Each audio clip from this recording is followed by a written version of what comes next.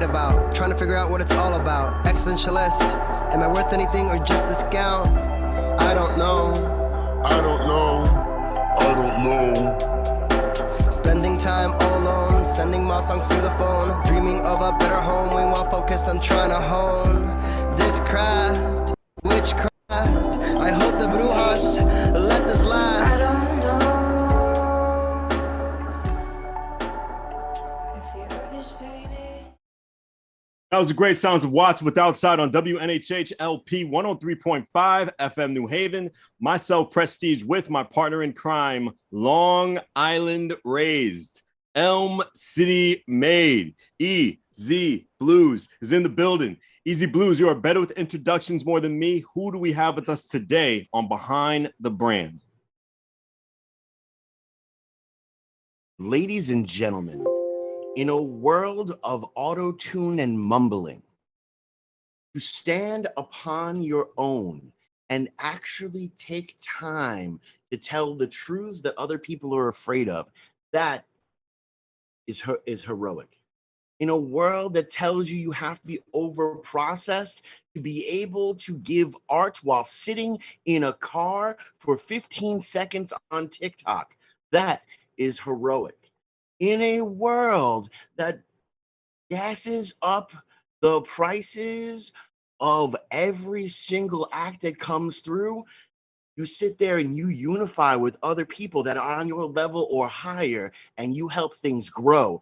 That is heroic. So today, we are honored and we are blessed to have with us one of my favorite MCs. I didn't say one of my favorite local MCs. I said one of my favorite MCs, someone whose lyrical magic is absolute brilliance. Put your hands together, not if you're driving. If you're driving, keep your hands at 10 and 2 because we don't want any accidents. But mentally, you can put your hands together. Standing ovation for Sketch the Cataclysm. My good brother, how you been? How's it going, man? Thank you for that introduction. TikTok Most in the definitely. car. Interview in the car. Yeah. Well, that's one of the key things, and it's so interesting because, like, you know, coming to New Haven initially, and you start to see all these stickers for let's say, you know, Sketch the Cataclysm, and you never put two and two together. And then one day you stumble into an open mic at the State House, and here's this guy with his laptop. It just shows up and drops some of the most incredible things. Then you start doing some research. You go on the Bandcamp, because we always want to make sure we're going on Bandcamp. And your records stand like the test of time. I remember listening to, you know, some of the stuff during the pandemic itself, and you were kind of foreshadowing, you know, the mayhem and the madness that is now current, you know, today. Where did you come from, and why hip hop? I was born and raised in Waterbury, Connecticut. Why hip hop? Because I can't sing that good. Probably. And the word count helps as well. Mm-hmm. I think hip hop is an exceptional genre in the fact that you can fit that many words into a song. Mm-hmm. Way more words than other forms of music. And I think that's its strength. Yeah, and I connected with that at an early age. You know, writing poetry and stuff. You know? No, definitely. And as you were growing up and going through, obviously, you know, you found out that you weren't singing so well, so you switch over to hip hop, or your heart starts to go through that. But I sing anyway, though, as you know very well. I do, and honestly, you sing well, sir. I just don't think you give yourself enough credit. Yeah. But you know, as you're going through and as you're growing up and different things like that, who are some of the influences that you came through? Because you have that incredible throwback kind of sound, especially lyrically. So who influenced Sketch the Cataclysm? So that's always hard to say. I have a lot of favorites. The earlier ones I like to point out and think of is like the Far Side. I like the Far Side a lot. Freestyle Fellowship. People like Tretch from Naughty by Nature. I liked like complex rhyme styles, Pharoah Monch and Prince Poe from Organized Confusion. Stuff like that. There's a lot of that in like the new style people too, and I continue to be influenced by like people that are coming out. And inspired more so inspired than influenced, I would say. Just happy to see a good energy and people willing to try new things and push boundaries. And I like that from a very early age. Something different I always liked, you know. And that's one of the things that I've noticed that you carry through, not just in your own, you know, music, but in some of the bills that you put together and different things like that. It really is a matter of that amalgamate of influence and amazing energy to go through. I was lucky enough to be at one of the anniversary shows at Cafe 9, and the lyricists that you had on there and the MCs that you had on there was absolutely amazing. And you did the coolest thing I have ever seen in hip hop. I'm so glad you were at that show. Oh, of course, dude. Bro, you know I love you. That was a wild show because I mean I did 3 sets that night. 3 completely different sets. With 3 outfit changes. With three outfit changes. And a bunch of friends that just popped up to do little guest spots, as you were saying. And you also had a projector in the back, and you did, you know, a track, you know, a 50 by 50 with your partner who couldn't be at the show. So he recorded himself doing it, and you were interacting with the projection. It was mind blowing. Like I so appreciate that as an incredible moment of art in New Haven.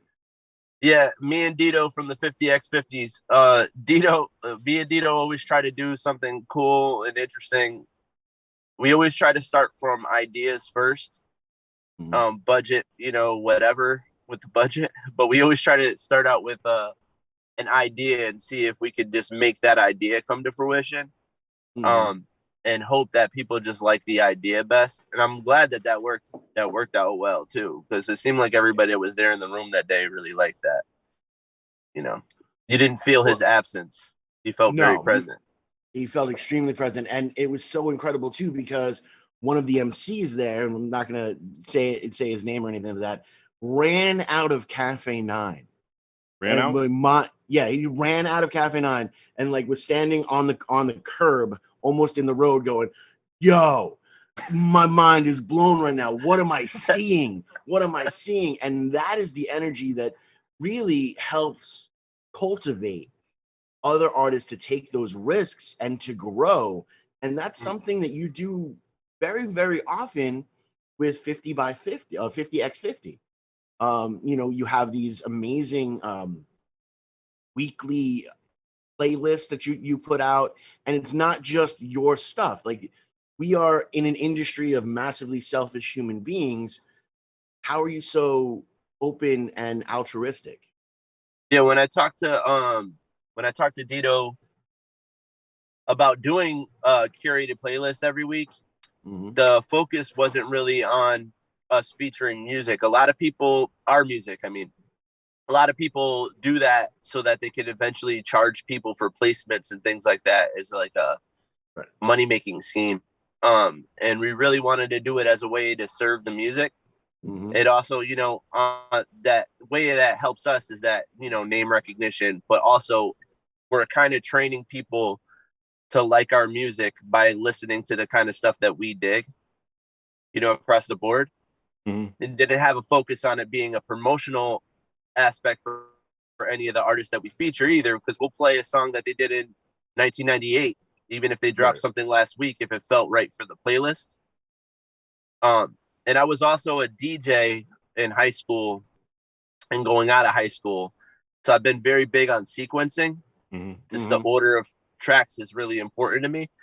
So I try to design the playlist along with Dito so that they play well from beginning to end. And there's like a flow and like a roller coaster vibe of emotion and interconnectedness too, with like the instruments without actually mixing and DJing them together.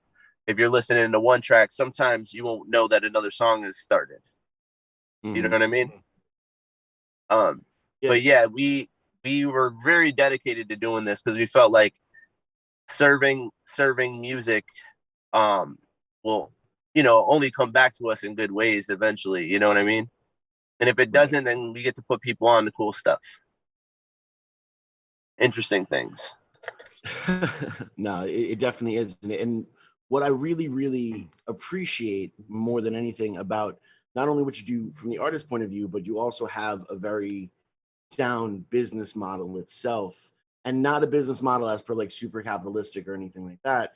Your merch game is extremely on point, and you are able to really, I don't want to use capitalize, but you really understand who you are and what you're putting out there to offer. You have the record, indie hip hop, indie rappers do it for artists, gas money. indie, yeah, do it for gas money. That is such the reality of it. But while you're out there, you understand it's not just about the show itself. You have a full, merchandise line that you have to help fund the art. Yeah. Did you understand that the merchandising was important in the early on aspect, or is this something you learned in your career? You have to for touring at one point, you have to make sure somebody's leaving with something with your name on it. So if you're at a show in an area you've never played before, rocking with some local acts, and you impress people, you want them to leave there with something with your name on it so they can keep you in mind for the next time you go back into that area. And and sometimes these shows you don't make a lot of money at either, and that'll get you by. In touring, I met an awesome person, my friend Erica, who started making buttons for me, Mo Nichols, and different people like that. Your past guest, DJ Mo Nichols. And she helped out a lot with that stuff early on. I got t-shirts done locally, and then started doing them with Erica and a few other people. But yeah, I think having cool ideas for that stuff is awesome too. Erica had come up with a concept of doing scented candles at one point. You might have been around for that. I'm not sure.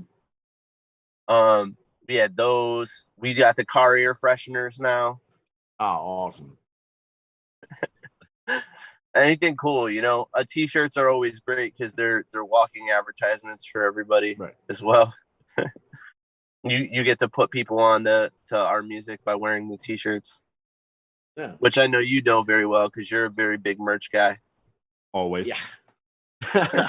Well, it makes the most amount of sense, and it is the reality there. And this is kind of the point in the show where I tell everyone who's paying attention, pull over to the side of the road right now, take out your pen and a piece of paper. This is going to help you grow.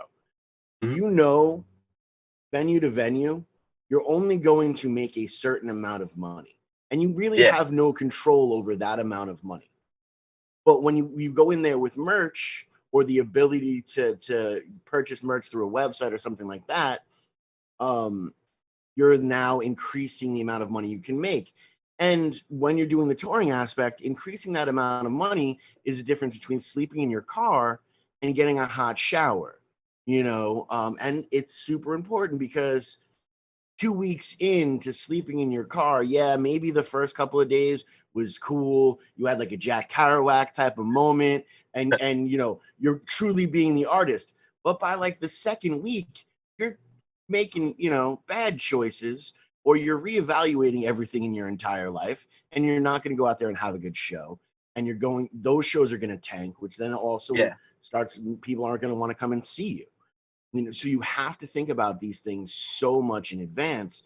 And my favorite piece of merch that you've ever done was actually the lyric pads, because it made so much sense.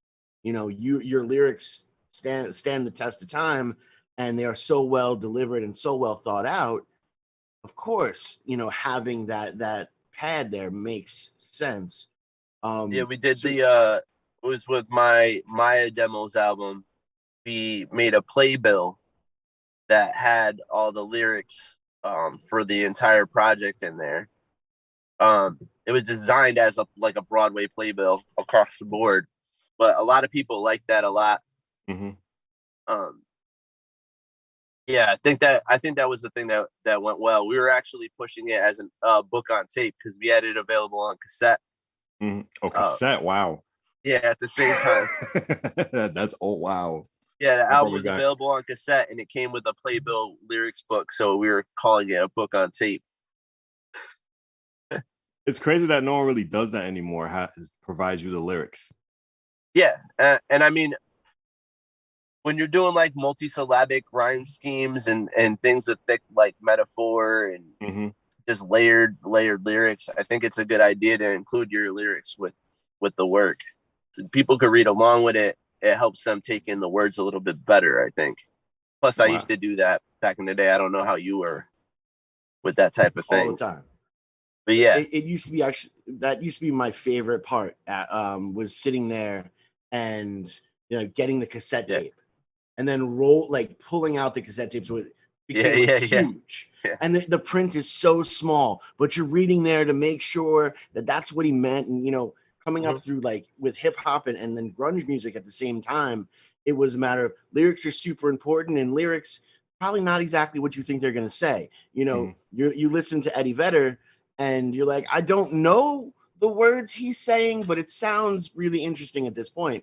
And then you go back and you read the lyrics, you're like, how is he saying this? And it doesn't, I don't, but I love what he's saying. Mhm. And hip hop by far, it really does. It lives and dies by the word. So it makes complete and total sense to be, releasing, lyric books and different stuff like that. Is that For something the you're thinking how-to of about? things early on, I would read Mm-hmm. the lyrics books and see how the words were written on the page too, Mhm. like how they stopped lines. Like this is where that line stops, and on and on and on. And it kind of helped get a framework for how to write my own stuff down.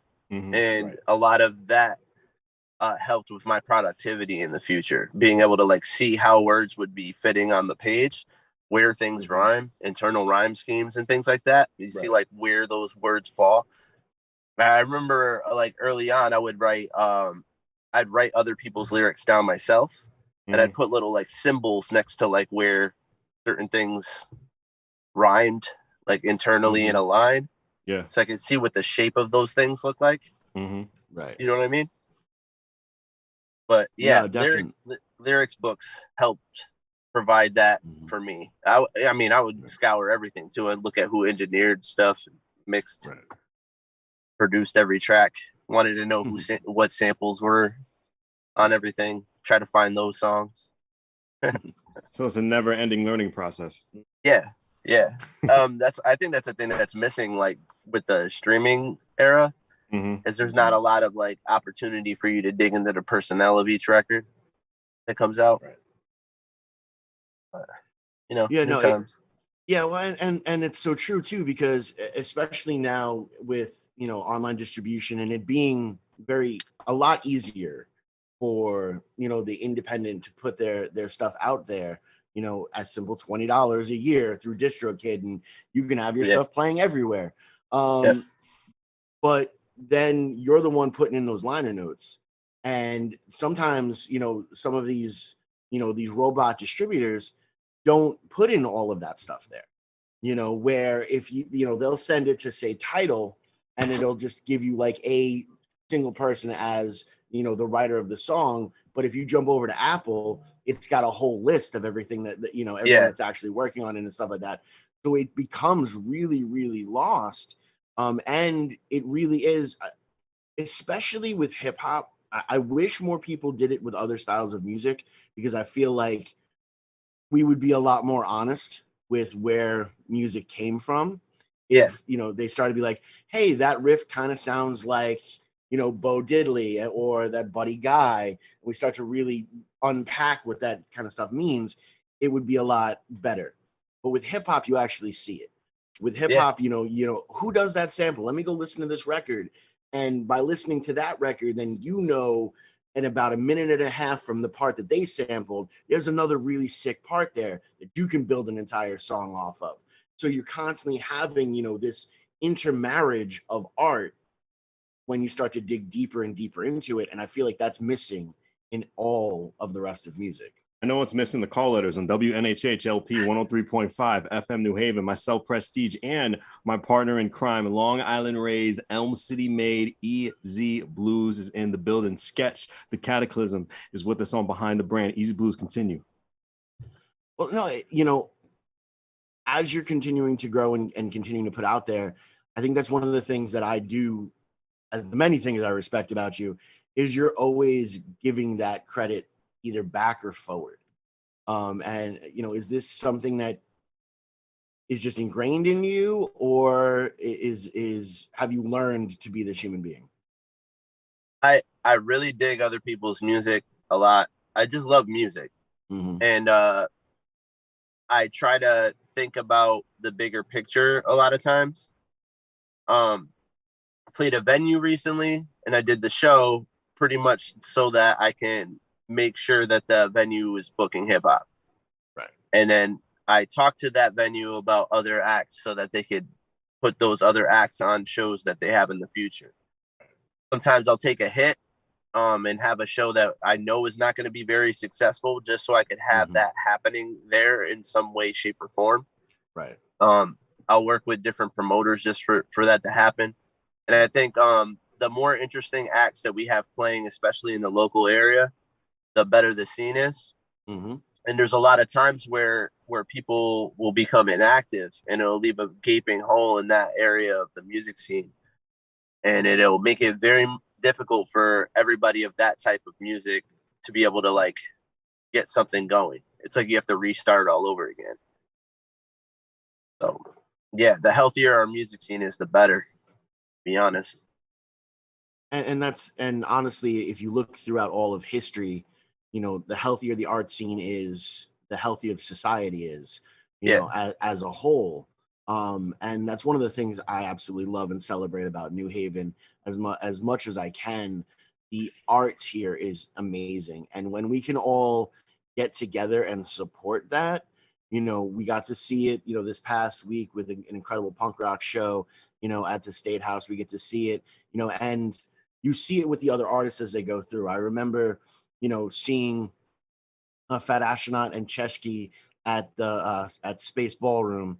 And you know, they made sure that they called you up. They shouted, you know, Shame Penguin out from the crowd. Yeah, because Sartorius that's what it's in too. for. Right. Yep. Sartorius as well. You know, I know you do that when you're putting your shows together. You know, not only are these your friends, but these are artists in which, you know, inspire you or could inspire somebody else. What I love about what you just said is sometimes, you know, you have to sometimes take a loss just to have it kind of show up on your resume, you know, because there's like a benefit that goes far beyond yourself sometimes, for doing some of these things. Mm-hmm. And I mean, I don't know. I don't really worry about my resume. Right. I think like in the bigger picture sense, when I'm doing different things, it's because I'm trying to think of what makes this scene healthier, especially for the type of music that I do.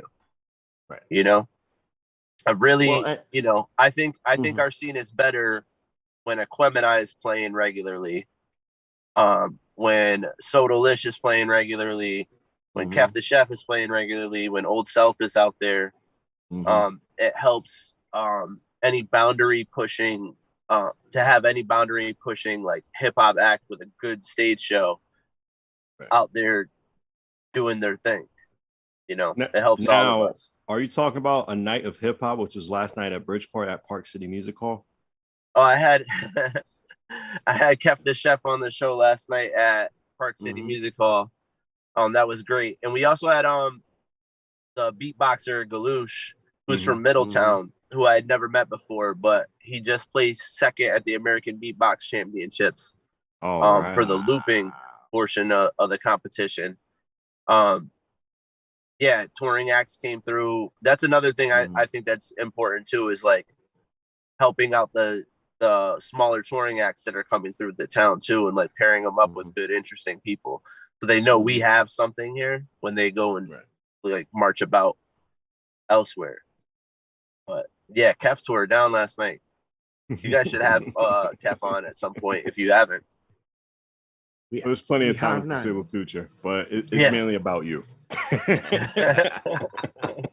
Right now, this is your time. Your time. I can be forgetful at moments because I'm getting older in life. But why the name? Why Sketch the Cataclysm? When I was super little, I used to draw comic books, and I would draw things in the neighborhood. I grew up in what used to be called Village Green Apartments in Waterbury. And I would draw like people going by and stuff. Somebody called me Sketch one day while I was drawing something, and I just started writing it as my name in comic books that we were doing. And the rest of the name literally came from, I was like, eventually, it's a like big picture thinking thing again. Yeah. Eventually, if I'm doing music at some point, somebody else is going to be called Sketch. So I should probably have more to my name than that. And I decided to make it like a sentence where Sketch the Cataclysm is like a twisted version of saying design the change. It's like a declarative sentence telling people to do something different. Interesting. You know, and I added an A to it because there was like a ton of rappers like that at the time. There's Jeru the Damager and Trigger the Hustler. It's Trigger the Gambler and Smooth the Hustler, Jeru the Damager. Del the Funky Homo Sapien. Del the Funky Homo Sapien. Can't forget Del. Pyro all day. Was MF Doom an inspiration since you're talking about comic books? Oh, absolutely. Awesome. Absolutely. KMD, the KMD albums, too. But yeah, Doom just in his prolific nature. There was that one time period with MF Doom where he dropped like 6 albums in like a year and a half or some crazy like small time period. I also like with his production style, like it's not always my favorite types of beats, but there was always like this, it always felt like you were watching like old VHS tapes, like with his beats. And the drums would be offbeat sometimes, and like he just didn't care. And the multisyllabic rhyme patterns, like clever ways to fit in humor into the lines, like finding a way to not be recognized in a crowd when you're not doing your performances and stuff by wearing the mask. I thought all that stuff was really cool. It's like I just watched the Atlanta episode 1 for the new season, and there's like a whole I'm guessing it's supposed to be like a MF Doom take thing where they were like, oh yeah, he died 3 months ago, talking about a rapper that died on there, played by, I think it's by Earl Sweatshirt. Right. But yeah, I don't know, I love Doom. Doom is great. It's great to bring it back, but Ease, I didn't mean to overstep you. Go ahead, boss. Oh no, dude, that was awesome because it's so funny because I remember sitting, I think, outside of, it was the State House possibly, and you were telling me of the story of seeing Doom in New York City actually jump out of the cab to get on stage like 15 minutes late. And yeah, Doom, and then Doom stories. used to rock like pantyhose over his face at first with that with that whole persona. So it's always absolutely fun to jump through, and I mean, everyone whoever says they don't love Doom is a liar. I'm just gonna be real. You just have to. But as you move forward, what is your next evolution going to be artistically? Because you're someone who continues to push the boundaries. Some of the samples that you use are super courageous. And yes, again, like I said before, you kind of predicted where we're going to be now, like 10 years ago. So I need to know from your soothsayer skills, where are we going to be in 10 years? I don't really know. I don't know where anybody else is going. Right. I do a lot of stuff with a cat, Mandy Moorhall, that tends to be really left field type of things. With with the distorted voices and like crazy beats. We dropped 8-minute song back in January, called Put It All Against Everything Today. I've dropped a 2-minute song with him too, unless like 4 different beat changes, and I don't know. I'm always like looking to just try other stuff.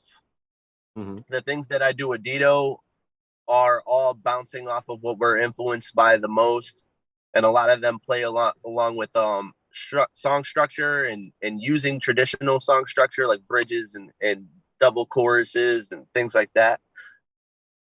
But then I'll go and drop a song that'll be 4 minutes of me rhyming straight through with no connective thread or refrain, so I don't know. I have plans to do a project that's all Latin music based. I have a solo record that's been long being worked on that's now being reworked as a 50x50s production, but it's my my solo across the board thing. That's a highly personal album. There's I don't know, just a lot of things coming. Doing songs with Chavarda, who's a brilliant DJ, producer, out of Waterbury as well. What have been your favorite places to perform outside of Connecticut? I lived in Minneapolis twice, and I really enjoyed playing at venues that no longer exist there. Post-pandemic, there was a place called Honey that I used to frequent fairly regularly. Performed at the 7th Street entry, that's attached to First Avenue, Prince's Purple Rain venue. Oh wow. Yeah, the Fine Line was there too. I just want to talk to you as a fan. To me, I think smaller venues are great for hip hop shows than larger venues. Do you agree? Because you get more connection with that artist. There's I think it depends on the type of music. That's true. That's true. There was like a whole era that came. I mean, like Kanye popularized it at one point where it was like an arena rap kind of thing, where the sound was like much bigger after he went on tour with 9 Inch Nails. Or after he witnessed the tour of 9 Inch Nails with Saul Williams. That, gave like a big scope to things, like bigger sounds and things. Like Travis Scott does that kind of stuff also. But for the kind of things I do, they tend to work better in smaller rooms. So like 300 capacity and less, I think. High energy in a smaller space. I think tends to work out well for me. So I'm on the same page as you, I think. Yeah. When it comes to that. I like spots like Cafe 9 when it's packed. Is a wonderful energy, Yeah, it's all unicism. One. Yeah, perfect. There was a show, was it 2018, when Chesky had his album release party, and he did it at the State House, and it was a sold out show, and then he did the after party at Cafe 9. That was also just wall to wall packed with people. That kind of energy that's my favorite for those kinds of shows. I played the after party for that, and that was magic. It was awesome. So good. I can't even describe the feeling. Yeah, it's so great. So great. But just through all the time in your career and all your tenure, what have you learned just about crowd control? Because I haven't seen a sketch performance, but Easy has seen a sketch performance, and he tells me you love to go outside the box when it comes to just performing your material to make your fans feel like they are part of the album. You agree? I've had different perspectives over time. Yeah. On how to work with the audience and stuff. There's a lot of times where I felt like very much in trying to drag old school like hip hop aesthetics into like a current time frame. Doing like weird rap styles, but then doing like straight up old school like call and response kind of things. Right. But getting people to say things back that no old school person would get them right to say back. But then other times where I'm just like, I feel like it's more like a jazz performance type of thing where you got to kind of just black out and have a solo. and kind of be in yourself expressing and leaving that as a way to connect with the people in the crowd. I use my body physically to perform, but I think it's now become a thing where it's not necessarily to engage the people in the crowd. It's just a way of expressing the performance of the song. Right. So I'll dance, I'll be on the floor. I'll do whatever. I'll climb on things if it feels like I need to in the moment, or that's where it's going. I'm regularly on the floor. Like, I do that all the time. Last night I was rhyming. It's something that I've ended up doing just because it's felt right a lot. Right. I have a song called "Sleep Deprivation" and the Artist that's on the aforementioned Maya album, where the last verse is in 6/4 time. It's like 40 something bars, something like that. Ooh. And the drums build up where I'm usually like on the ground, like sometimes straight up laying down, spitting at the sky. And I was on that last night, punching the ground and all kinds of nonsense in my socks. Yeah, performing. Reminds me of my co-host. He danced with a penguin on stage. I do. It happens. Yeah, it does. It definitely does. It's a vibe. It's a vibe. But no, it's so interesting too, because I've seen you on your own, and I've seen you with the 50x50, and I kind of dig the interplay between you and Dito. You guys really go back and forth incredibly well. And thank you. It really gives me that old school, I want to say kind of like, not necessarily like the Mobb Deep back and forth when one could talk through the other, but very similar in that type of vein. It is such a blessing. Do you have more fun? I mean, obviously we all have more fun when we're playing with more people, but from a performance aspect, and do you love booking more just those raw shows where you're punching the ground, or those shows where you're kicking it with your buddy on stage? I think the shows with Dito, I definitely have more fun. They're just fun straight across the board. With my solo shows, the set list tends to be like all over the place, like a wide range of things. It depends on what the show is, obviously. If I'm running the tracks myself, I could change the entire set list up on the fly. And because of the amount of projects that I've put out, I can make the dynamic of the show go in whatever direction. So sometimes it could be not very fun. It could be very emotional, a dugout emotional experience. Sometimes it's just funky rapping stuff all the way through if I feel like it. The shows with Dito are a little bit more organized, and we play off each other. Sometimes I just try to make them laugh with ad libs, over accentuating things he says in his verses in a cartoonish way. But I always dance. Dancing is important, no matter if it's the emotional songs or the just having a blast with Dito. I used to perform with a 14-piece band. Well, 11 to 14-piece band too, and those shows would be a blast. Also, having a lot of fun on stage. I'm having a lot of fun right now on WNHH LP 103.5 FM New Haven. Myself, Prestige, and my partner in crime, Long Island raised, Elm City made, EZ Blues is in the building on Behind the Brand. We got Sketch the Cataclysm with us on the show. Easy Blues continue. Well, no, it's amazing, to see and to hear, and it was one of those things when you come out to New Haven and you start, you do start off from the stickers, actually getting to know you. There is who you are in your music is 100% who you are as a human being, and that is very reassuring. to really get to know, because there's so many artists out there who feel they have to look a certain way, sound a certain way, be a certain way. And you are just genuinely yourself.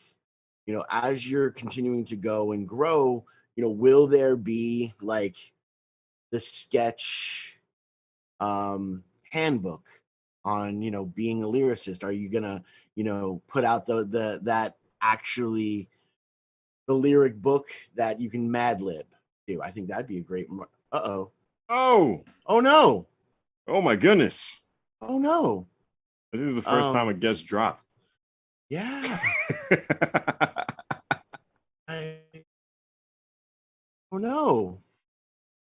I can't ask the question now. I mean, I was feeling the whole time. I learned a lot. Yeah, no, I learned so much. It was an amazing interview. And Yeah. for those that are playing the home game, Mhm. sketch covered a lot of really, really incredible topics as Yeah, you it did. continue to go and to grow through and to really move forward. I love the fact that he told you, I used to take those lyrics home initially and go over it and point out, very similar to, you want to do that. You don't necessarily just have to do that with hip hop. Get some, get a Shakespeare play. Mhm. The Shakespeare play itself, the rhyme scheme is there. And so, and I love where he said he used to write out other people's lyrics. It's something that anytime I know someone who's hitting a writer's block, Right. it's one of the things I tell them to do is write out someone else's lyrics, just to get yourself in the habit of writing and writing to a structure. It'll help you kind of break free just a little bit, kind of aspect. But man, Yeah. that was such a good interview. He just dropped off. He's trying to get back on. He's trying to get cool, back on. Cool. But I it was wild. Yes, it was. But we did learn a lot. I loved did. how he said he was in Minneapolis Mhm. and he was performing there at Prince's spot and Right. just getting to know all the people. And I think we have kind of similar taste in music, myself and Sketch, because he was talking about how it's certain type of music for artists when it comes to a venue, which is really important. Some artists, you need that big old arena filled with a whole bunch of people because it fits them. Right. And then he talked about a Cafe 9 where, it's more catered or dedicated to that smaller audience. So you can get a good feel of the show and a good feel of the product, because it's really different from each artist. It's kind of like yourself in a situation. You have songs where you can perform in a small crowd where you don't need the electric instruments. All you need is a guitar and probably some bongo drums, and you'll be set for the whole entire night.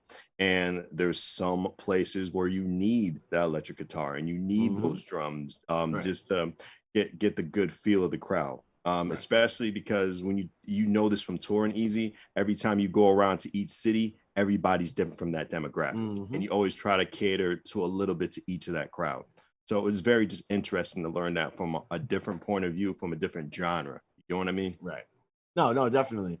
And everybody kind of in Sketch's fold have that experience. We've been blessed to have Cheshki on here. We've been blessed to have Mo Nichols on here. They all tell the same exact story. Where you go is important, but how you get there is even more important.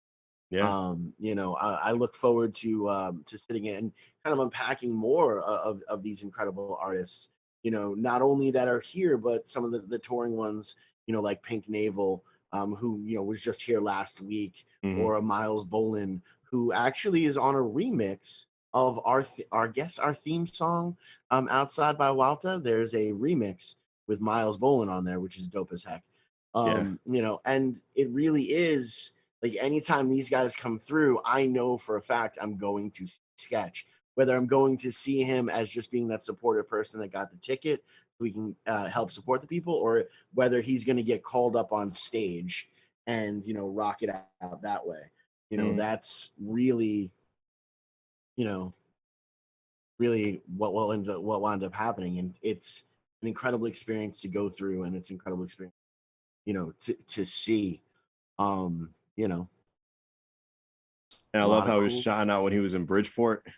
just a different kind of musicians and things for hip hop. And he talked about beatboxing too, which is pretty cool. I haven't seen a beatbox performance in so long, since I was little.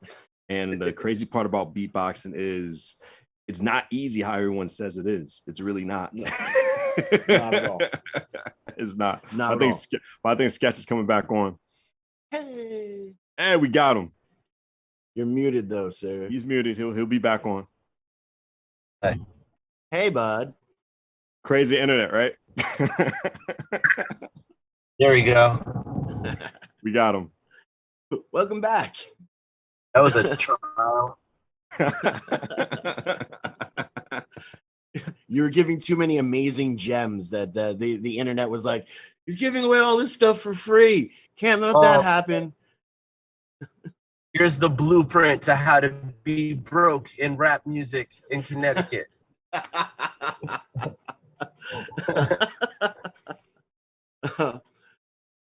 Just gonna go ahead. No, it's interesting that you kind of like brought that up because we all look at success a little bit differently, and honestly, like with the moves in which you have made and how far you've established yourself, it would be great if we were all compensated correctly, but your legacy is a lot more valuable, and I hope you know that the legacy you are leaving behind is a lot more valuable than the dollars and cents in your pocket. And I want to give you your flowers for that, because you mean a lot to this scene, not only just in hip hop, but in all the genres. You have open doors, and you continue to open doors for almost every single act that's out there. So very similar to like a Steve Rogers, you are one of the foundation points of the scene out here. And I just want to thank you for that, man. Thank you, man. I appreciate that. Appreciate the good word. We were talking about when the internet was like, no Sketch right now.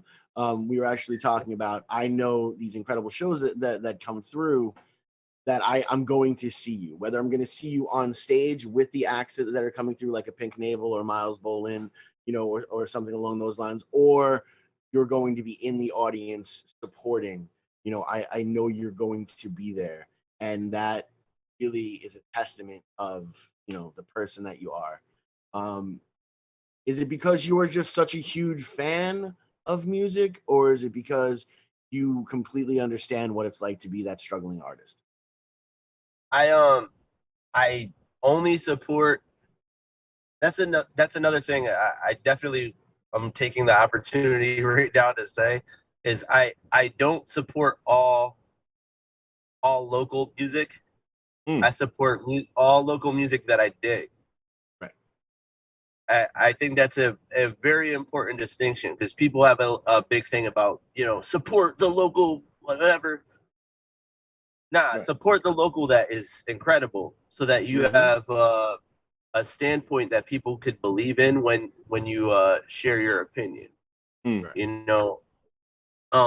Because supporting quality helps that quality maintain attention. Don't just like anything. Yeah, you can't just this guy's doing a show tonight, I'm going to go to support. That guy doesn't need that kind of support. That guy needs the support from people that actually love what they're doing. Or girl. If Chesky's doing a show in the area and I'm available to go to that show, I'm going to be at a Chesky show because I love everything that Chesky does. If people coming through like the aforementioned Miles Bolin, if Miles is coming through, I'm going to probably be at that show, because Miles makes quality music and has very interesting performances that are just getting better and better over time.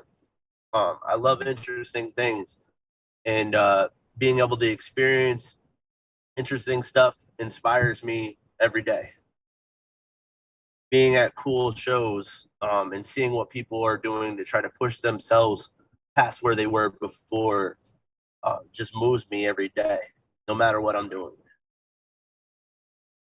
That's awesome. Unfortunately, the Apollo curtain is starting to actually close around us, and we are starting to come to the end of the time. We want to give these last couple of moments to you. Can you drop anywhere people can get in touch with you, anywhere they can support you as an artist, anywhere they can support you, through your Bandcamp? How can people, catch the Sketch vibe? easiest way is you can hit up our Linktree, linktree.com/the50x50s, 50x50s. Our Bandcamp's up there. You can catch our most recent curated playlists on Apple Music and Spotify currently. Any of the other links to Instagram, Twitter, all that. Hit us up, hit me up, Instagram, Twitter, whatever, SketchTC on most social media platforms. I'm on every streaming service. There's always stuff coming out. Yeah. And finally, for that kid who should be in school listening, but we know he's listening to the radio right now, what is that advice you give that hungry artist? My advice is always to try to dig further and not do everything just because it's what somebody else is doing at the moment. And if you're doing things in the way that other people are doing, there's probably another way you could do whatever that thing is that expresses yourself better. You don't have to rhyme on trap beats if trap beats are popular at the moment. Trap beats are dope. They sound good. Yeah, you can do something different. You can make trap beats out of like household materials if you want, and that could be your way of pushing that boundary. You don't have to make your music in 4/4 time signature. You could drop an entire album in 5/4 if you want. Who cares? You could do anything. There's no rules to any of this stuff. You don't have to have choruses. You don't have to do a verse. You could do all choruses. Everything you want to do is up to you, and there's no rule to it. And if you want to make it more pop accessible, you can do that as well. Start with trying yourself and seeing what you can do with your physical form and body, and seeing how far that can go. And then you can do whatever you want to try to make it connect with other people after that. Have fun. Yeah. Well, we are having fun, but unfortunately we have to come to a close on WNHHLP 103.5 FM New Haven. Sketch, great having you. We got your song Dead Recon on Behind the Brown with myself, I can barely speak, Prestige, and my partner in crime, EZ Blues. Thanks again, brother. Thank you.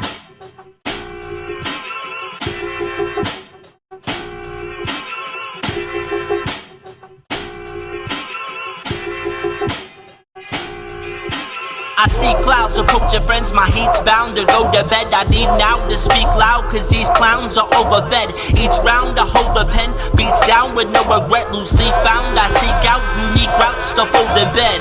Now, I won't pretend my teeth growl from swell the head, but keep chow with weak styles. It seems now I'm dope as heck. The head is colder when the feet bound from foes' defense. My spell is so intense, it eats pounds of hopeless trends. Swag is battered, it don't matter, it's shattered with fatter blends. It's sad as you chat, it ends, it's over, friends. Data gathered so savage, it's crashing, cameras flashing. After I rhyme, I climb a ladders, watch my soul ascend. They take up overheads, I say use focus lens. Listen closer, you don't miss a quote, you won't forget. My flow's explosion tense, just roll the ocean's ends. Big enough to cover coast to coast, it's so immense. No expense, skywalking Boba Fett's fly. Chalk enough to talk much smarts and low disasters. Clouds cloak us overhead, drops start to slow the set. I must rank amongst the best alive, prize and known to bless. Immaculate, spigot, pirate, and nihilist. Fire script piles and piles of violent, dialect piles and vitals of miles and tiger and never a seven styles of owls of Irish and sights been wide, inspired, inspired. Higher than levels of science, applying the styles that I get pressed. Everyone, yeah, I give it honest, no argument. I am the sire, messiah of writers and vines. So I try to vine. I'm a diaper when I'm in a cipher. I light it, ignite it to fire. Retired an hour where I am just tired and out of breath. Forcing the heat out my old chest. Courses to be in my ascent is forging my speed. Fortunately, born to complete this feat, I must profess.